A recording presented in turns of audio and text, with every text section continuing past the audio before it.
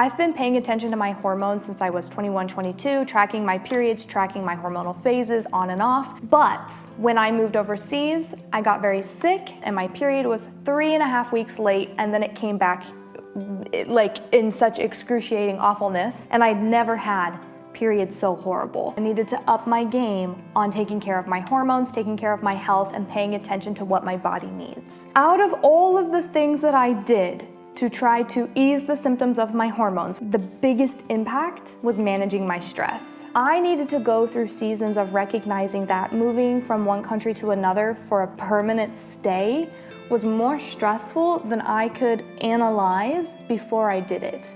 Praise God, I am someone who has a lot of tools in my toolbox for how to manage my stress. I know how to do breathing exercises, I know how to regulate my nervous system, I know how to channel my emotions into healthy art mediums, I know how to engage with life in a way that helps bring my stress down, but my stress levels had gone to a place they had never gone before. Stress is not something that we can avoid, but we have a responsibility to address it with God. Actually having health and wellness routines, check-ins, activities, and deeply, powerfully taking action to manage my stress has been what has resulted in fruit in my battle with balancing my hormones. There are different things that I needed to process with God to be able to drop the stress of it. You don't have to figure everything out on your own. That is the most incredible thing about having a relationship with Jesus Christ. And I say that as someone who did not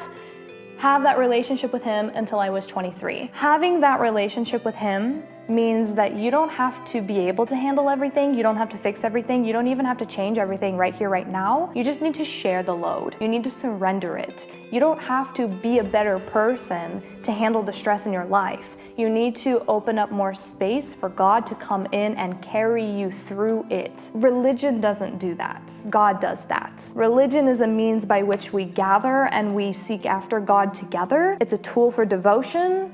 It's not a bad thing, but it is not just going to church and going through the motions of religion that does this, that bears your burdens for you. It is a relationship with Jesus Christ, with God.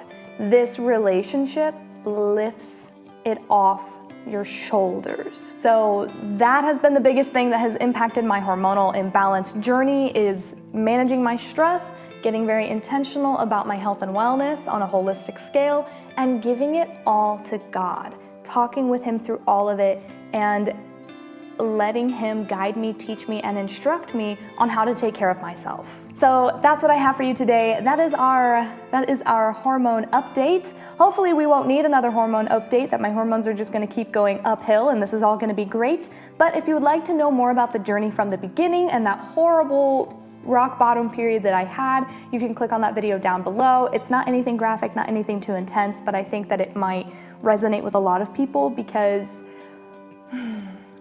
bad periods are bad periods.